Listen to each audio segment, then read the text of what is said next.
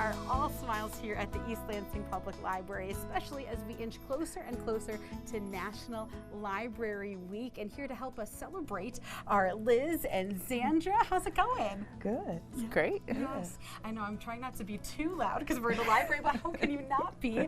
But before we dive into all the fun that you're having here, I have to ask, what does working at the library mean to you? For me, I really love being able to connect with people and get to know new people and to help them in whatever way I can. Yeah. That's what I love about the library. Absolutely. And what about you, Sandra? I love the patrons, especially the team patrons, and I love like all the resources we have to give to the public and access to everything.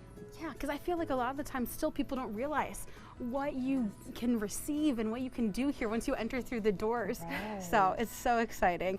And what's also exciting is that you're kind of rounding out this National Library Week with a big event, BBB, otherwise known as Books, Bites, and Bids. My three favorite words, I feel like.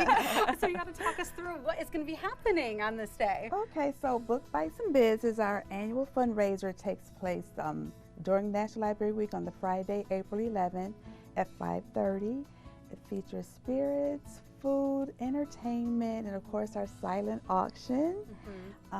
Linda Kernahan from WKAR will be our MC, and we'll have performances by Rodney Lamar Page and his son. They play the violin, and the sorority Sigma Alpha Iota will also perform, and our director Kevin King and board president Pam Smith will give short remarks. That's so exciting, and we've had Rodney on the show before. It's going to be creating such a great environment.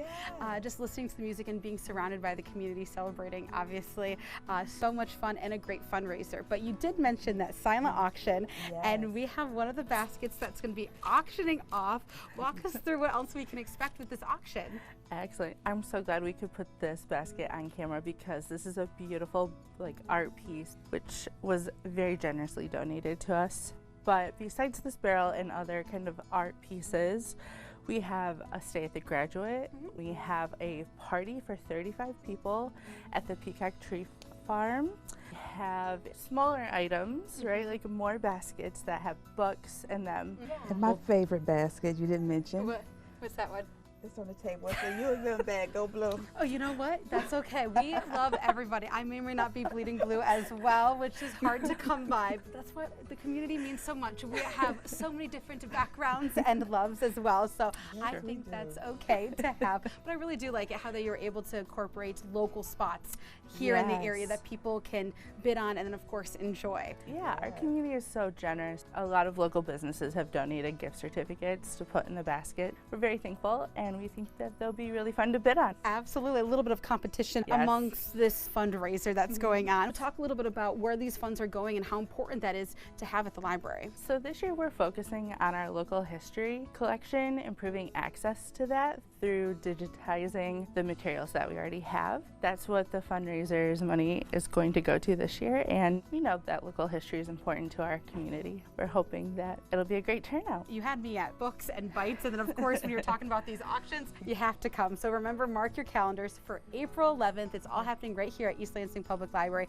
but we have more information of course on all of this right on your screen. But thank you guys so much for not only inviting us, but working at the library. Oh, it's our pleasure. Yes.